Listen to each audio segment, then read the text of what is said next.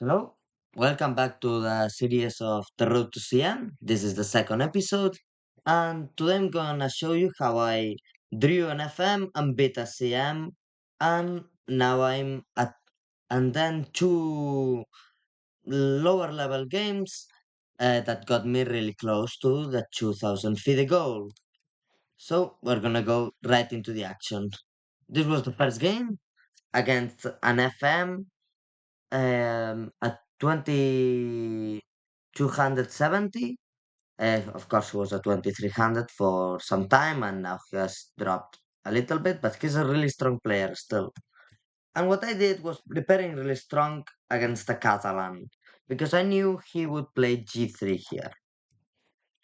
And here I found this idea with one coach that there's this b5, and now I will clearly always use this against the Catalan because it's so comfortable and so easy, and it gets the opponent confused. Of course, knight d2 is a move, but it's difficult that they play that. But bishop g2 natural, and then you take, and you think there's something, but there's absolutely nothing. Like knight d5, d5, knight c4, and c5. That's the line. And my opponent played exactly this, but then decided to avoid the complications with knight c4. After the game, I asked him why he didn't play knight c4, and he told me that he just didn't want to enter into my prep. That mentality is really typical of a high level player because they know that getting into preparation is really bad because you're playing against a stockfish, not against a human. But in this case, it was kind of the wrong mentality. Of course, against stronger players, it's the perfect mentality to have. But against me, I didn't prepare that much this line. Like it was my first time playing it. At and if he had taken here, after c5, I wasn't with the stockfish anymore. But of course, he assumed I was really well prepared and played knight c3. I played c5, he got me out of prep with knight c3. I knew c6 was good probably, but I wanted to play actively. But he had a pawn break really strong. I missed d4 actually. So, and here he maintained the active ideas. He castled here with e4 ideas. Still, I played knight d7, knight takes, and after taking with the queen, I had calculated e4, taking, trading everything, and the thing I had calculated here was this.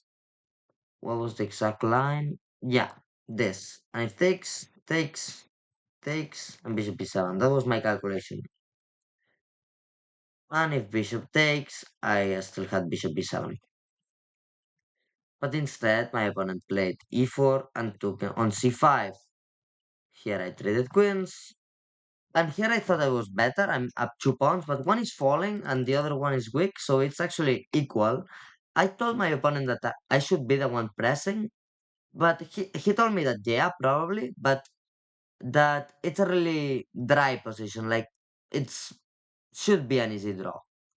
And he took, traded the pieces, and now it's a really simple drawn endgame that he actually played way better than me. As you can see, here I'm just playing normal moves. Of course, my opponent has to try and take my c4 pawn. So I tried to defend tactically with this rook c4 bishop takes f2 idea. And here I was thinking about playing this, which made a lot of sense. I probably should have played this, but then bishop e2 and I'm losing the pawn anyway. But then this, and then this, and then I have these ideas. And this is complicated. And if I trade everything, it should be a really simple draw for both. But he has the passer, so if anyone wins, it's him, but I should be able to hold.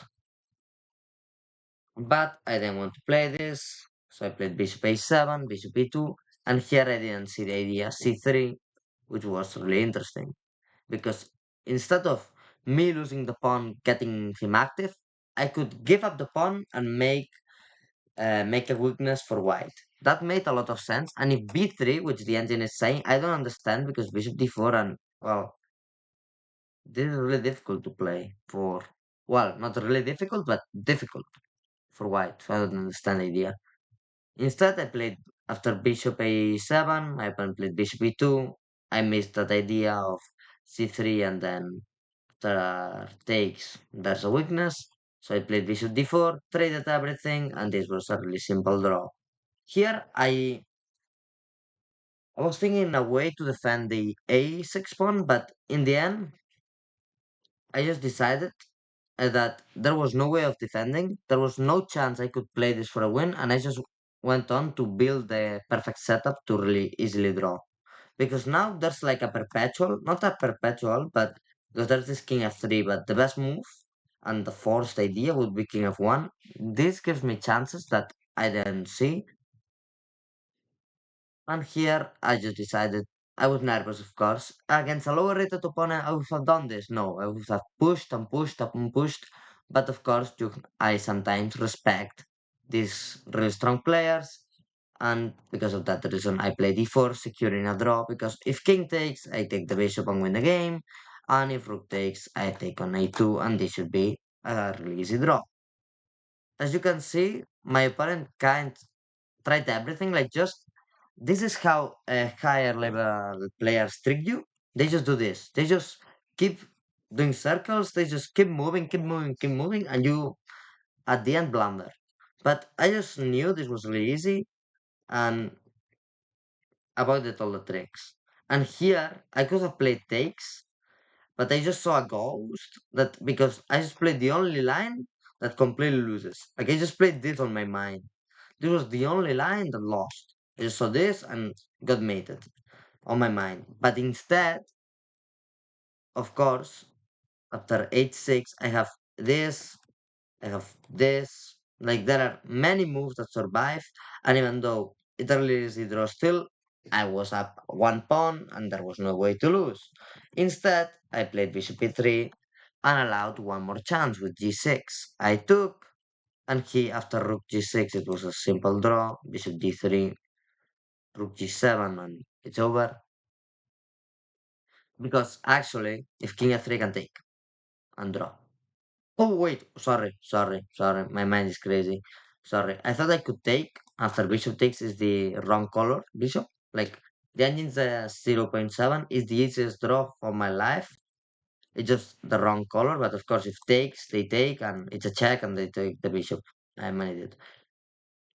But well, sorry for that. Instead, my opponent took with a pawn. I played bishop f4, bishop e5, and well, this is just a draw. He protected the g6 pawn, and at this point, I was already nervous, but I just kept looking for the setups. Like, yeah, if this is taken, I win. And then I realized, wait, I can't even move out of the way because g7, I always take the bishop, and if you move the bishop, I can play rook g7. So it's a really simple draw. And now I decided, wait, I can even try to push my pawn. And well, if he blunders, he blunders. Because now I'm not going to blunder. And here, you could think he was trying to play some idea with rook f6 or some trick. No, no, no. His plan is really smart. It's this.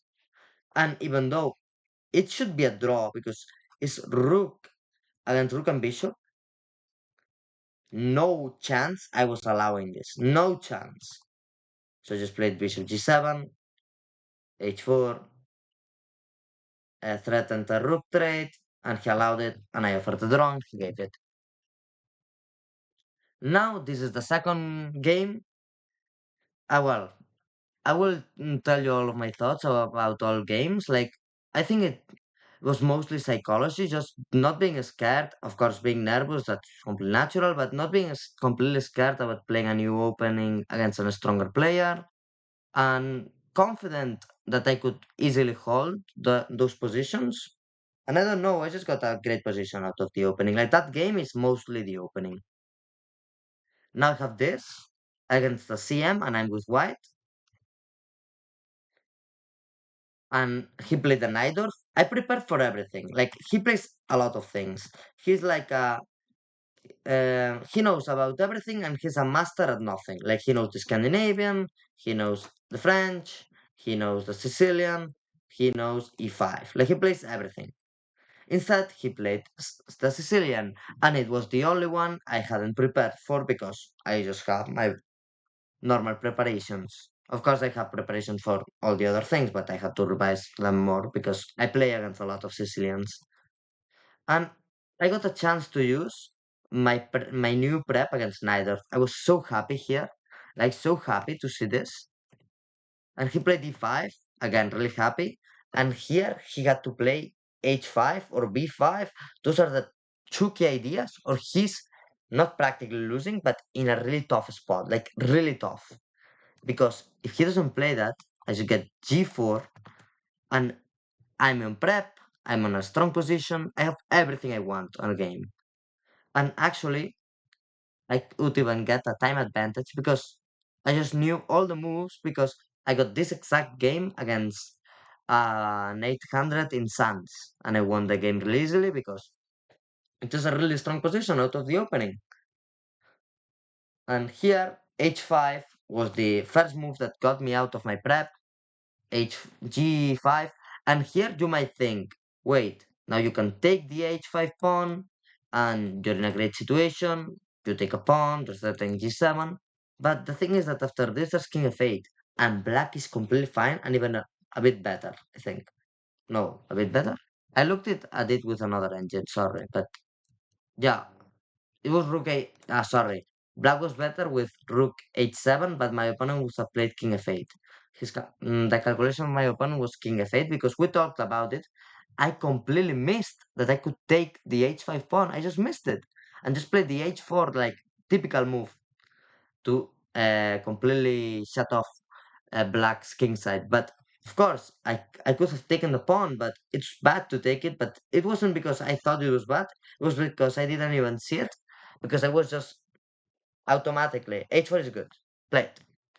And I got mad at not saying that because then I realized after h4 and 3 minutes of thought after my move, I realized wait, I could have taken the h5 pawn, but then I talk with my opponent and he tells me, wait, but king f8 and I'm completely fine. So okay. In the end I was happy not to play that move because it was wrong. Now I got a really strong attack with 95, typical plan. And after king f8, I just went for the typical ideas. Queen d2, f4. I wanted to play f4 directly, but I didn't like some ideas. And I just went for f4 really quickly. Knight e5, and I just got a huge attack. Knight c4, and here I had two really good moves. Queen c3, really good. And queen f2, really good.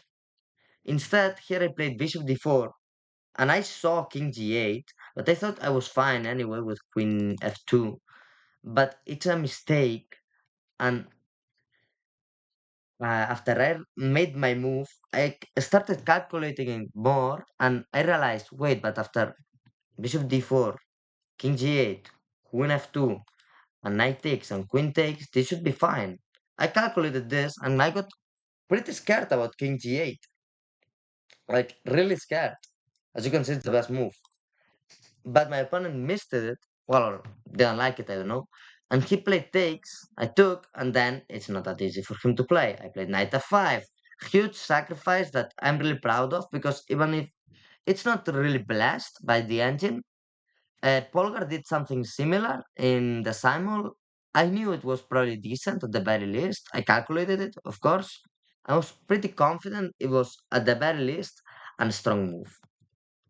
And here f6, and here I played queen takes bishop, using the fact that if you move your bishop, I checkmate you.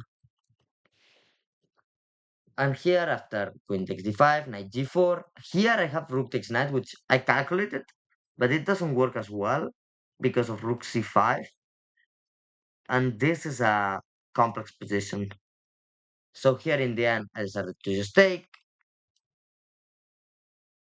After king f8, I was again really terrified at this position because I don't have a win, but I was confident because not terrified about losing. Like on my mind, I was thinking, wait, if I lose this position, I was clearly winning out of the opening. I was really confident. I even relaxed. I could, and in my mind, it was, and I could have taken on h5 and it was completely winning. It wasn't, but on my mind, that was the thought. Like I could have won way too easy, and I missed it, and now I'm going to lose. But no, and then I realized, wait, but Queen G5 and he's the lost. Like I don't know. Like on my mind, it was complicated. But then I saw Queen G5, and for me, then it looked like he was just losing. Rook G8, I take on H5. If this, I just check you and win a piece and win the game. So after realizing that, I I was really confident again. Like did this sacrifice, uh, and I was just kicking myself for a long time before doing the sacrifice. And then after making the sacrifice, I just walked around the venue. I was really happy, and I wanted to give my opponent the sense that I was confident on my move. I wasn't that confident, but kind of confident, I have to say. And after Queen G5, after seeing this, after seeing that Rook J was terrible and that this didn't work, I thought that worked for a moment, but the reason of all the kicking. And then my opponent played Rook A H7, Bishop B4, and Queen B6. And here again I got scared. Like I wasn't seeing nothing for him, but of course you have to calculate it. I played King H1, Rook C5, and here Rook F5. I'm better, not winning. It's just as you can see, the engine for a moment says +1, then says it's difficult to play a move here.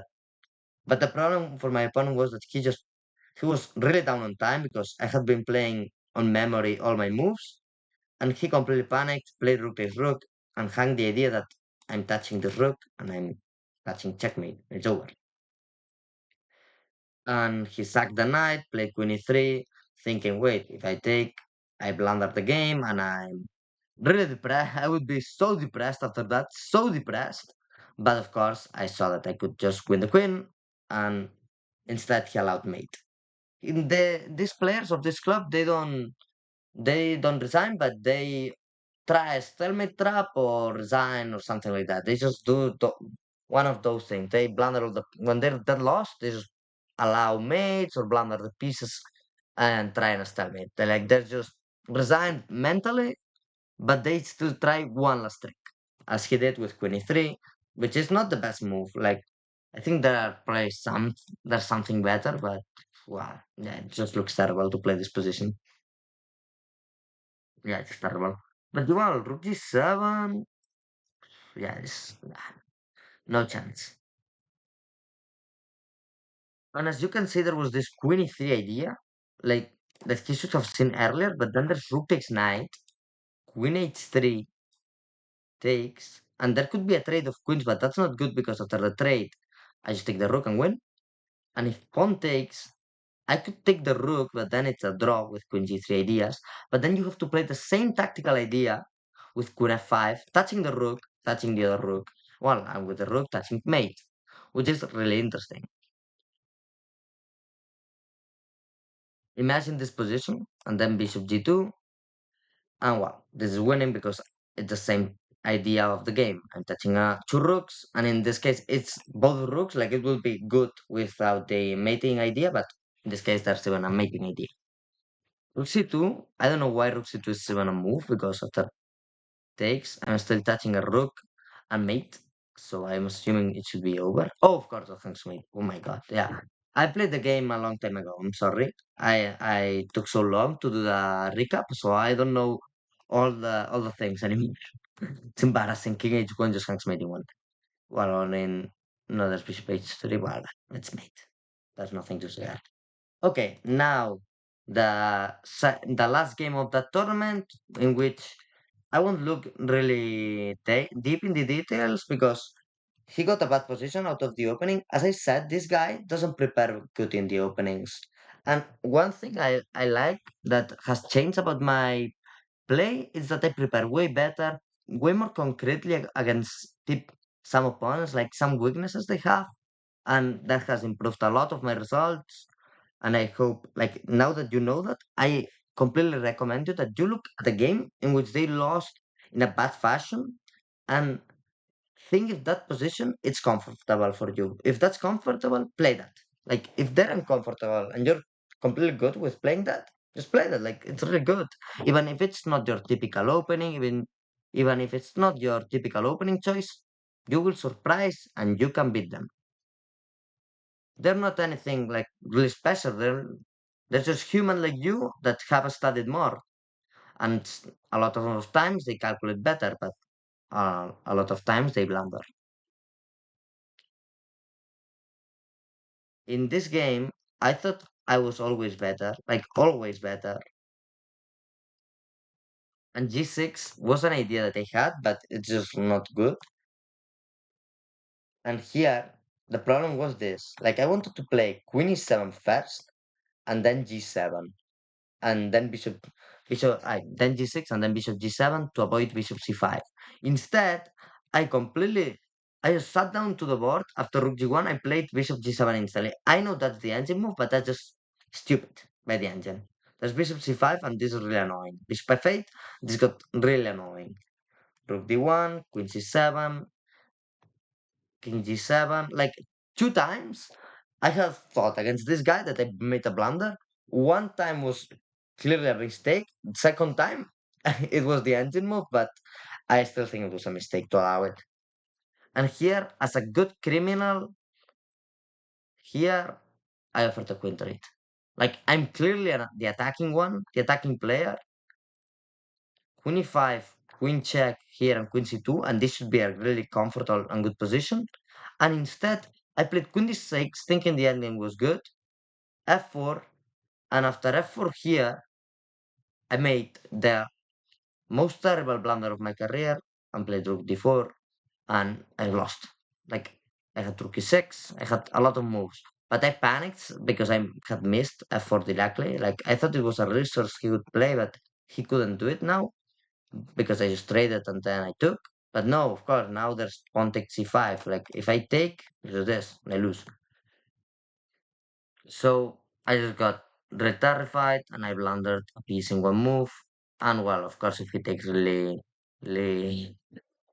um, if he takes really nicely, for me, it would be really good. But of course, he takes and he wins the game. Like sometimes I have some problems with my vocabulary in English.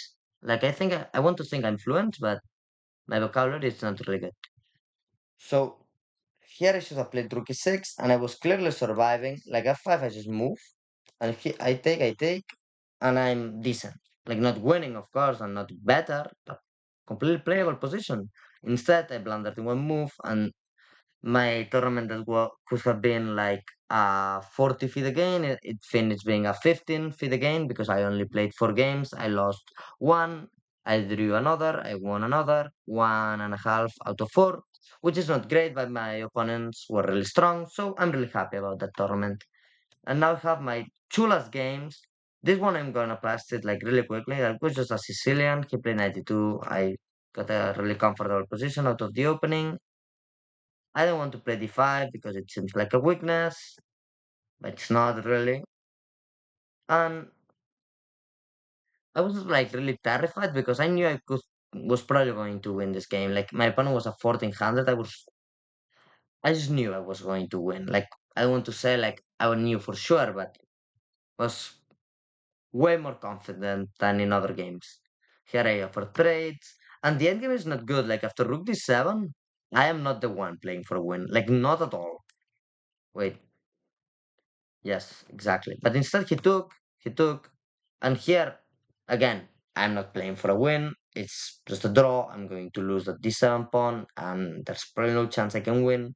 My pawns are really weak, but I just played h6, hoping for some miracle with rook takes d7, and my opponent plays queen c2, and I won instantly with queen takes rook. And as you can see, checkmate. We won't even look more for the game because it's just over. He's down a rook. Well, I got two moves here. He resigned.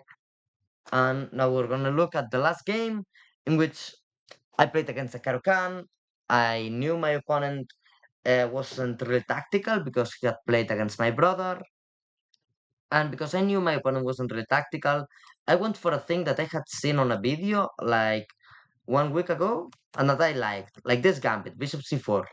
Like that's the thing that when you're confident and you're playing good chess, that's the greatest thing. Like because I can play whatever I want. Like if I'm confident in my chess, I can play a theoretically not really strong gambit and still be confident on my options.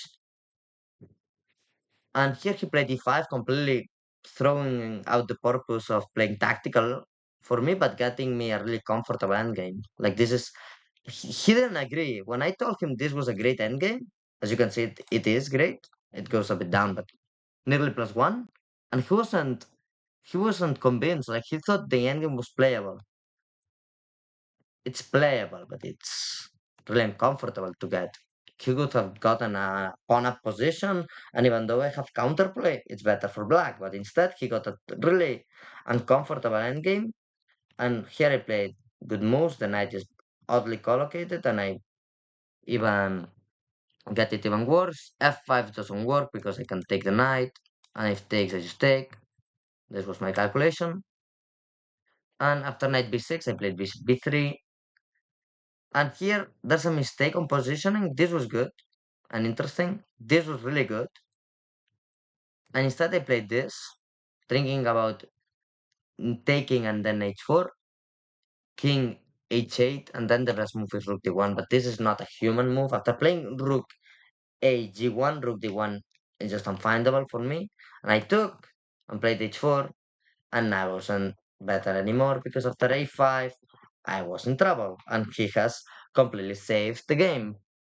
And now he's a bit better. But of course, he's still under pressure and he's down on time. That was the good thing. Here, of course, the best move is a4 really clearly. And I made a mistake and played a3, which then made the endgame way more unpleasant. Because after a3, after trading the bishops, if the pawn was on a4 and I could play b3, like for example, I don't know, like a4,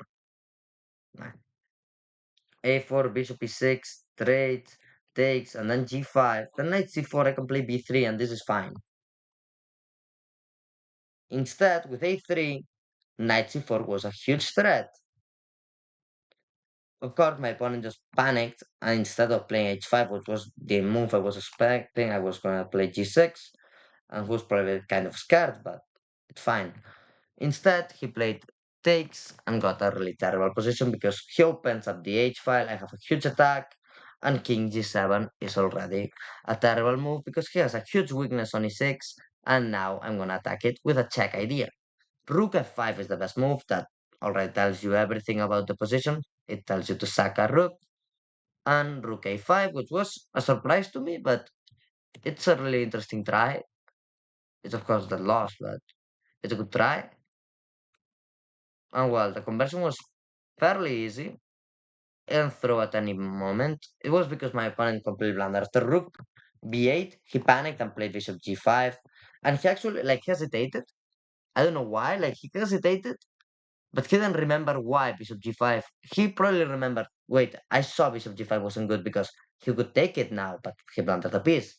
So he knew that there was a reason bishop g5 wasn't a move.